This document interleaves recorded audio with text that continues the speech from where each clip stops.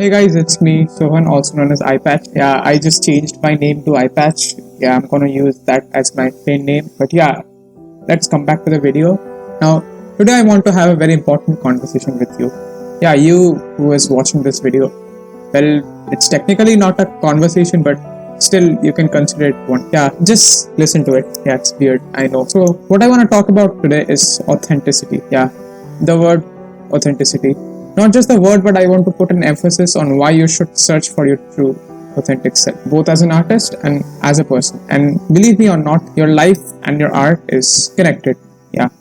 I realized this not a long while ago. Yeah. It's been like 1 year since I realized it. And this discovery has been kind of life changing. So, firstly, what I meant by authenticity.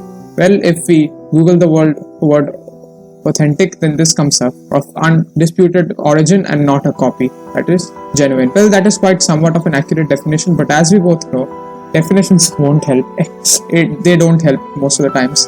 So by artistic authenticity, you have to discover it. I would say artistic authenticity means to me means that it means having the desire and the need to express yourself fully through your art. Yeah, it's totally a communication of feelings. At that point, I would say art becomes a way of self-expression and self-exploration.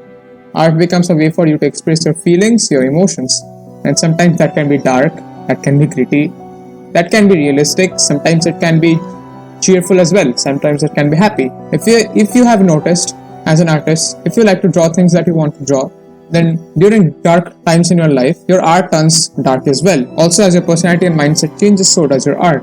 Not on your skill level, but also the subject matter. Yeah, the subject matter changes a lot as your personality changes. Let me give you an example. Let me show you a Deadpool fan art I made in like June 2020. Yeah, I made this back in June 2020, and at that point, I had kind of a very anxious personality. Anxious and a bit of aggressiveness combined. Yeah, totally not a good combination, but still. Yeah, and I liked aggressive art, but yeah, then this was made in early September. And as you can see, the subject matter of my art changed to a more dark, but also calm and melancholic mood. So as I went through a personality shift, so did my art. So again, let's come back to the topic, that is authenticity. I would say your choice of being an artist, if you have dedicated your life to this path, whether that's through illustration, concept art, fine art, or other forms such as filmmaking, music is an authentic choice. It's an authentic choice, right? You have already chosen to not follow the herd and be your true self and follow your true path. You have responded to what you feel like your calling is, and I applaud you of that firstly. Yep, it's not an easy thing to do. So yeah. So you're already used to finding authenticity. Now let me expand on that.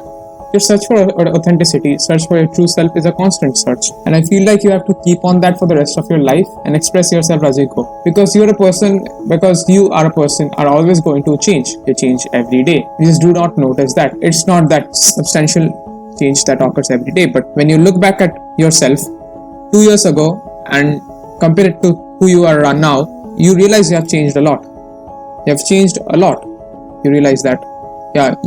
You realize that 2 years back you were a totally completely different person. And if you look at your drawings 2 years ago, you realize that your art has also evolved a lot with that. So I think the search for authenticity is the desire to express yourself authentically as the person you are, right? And the only way you can do that is to know thyself.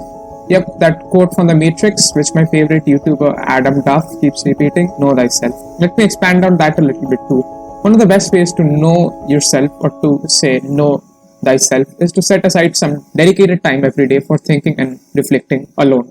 You can only get to know yourself in solitude and tranquility.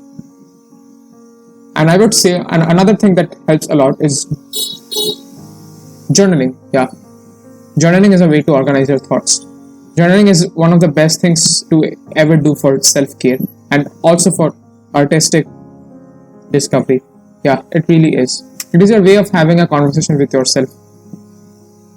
I will link down below a Skillshare class that helped me a lot with journaling. Just remember that this video is not sponsored by Skillshare. I took that class personally and it helped me a lot to journal. And so let's come back to the topic. And now I would say, because of journaling, when I look back at my past, I look at it through my journals. Yep. it is quite strange that my past journals were kind of reflections on my past selves. Yeah, and I just opened my past journals and I noticed that I was such a different person back then. Yep.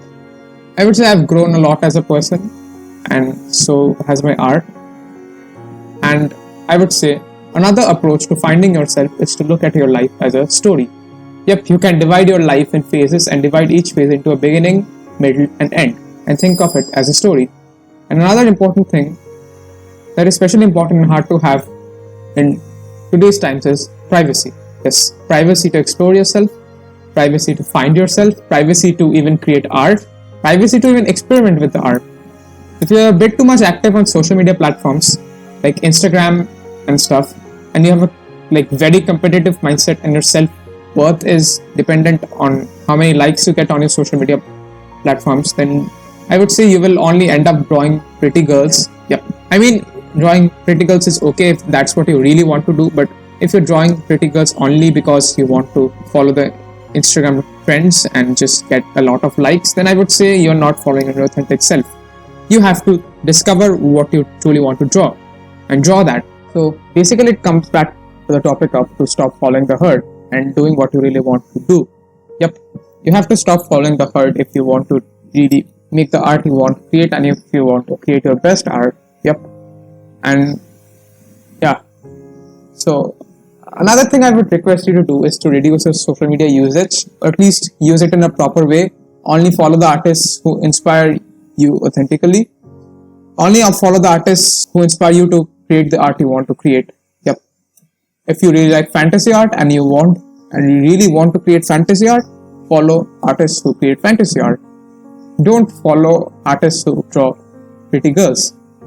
Yep. And so yeah, I request you to use your social media more efficiently and a bit less. Yep.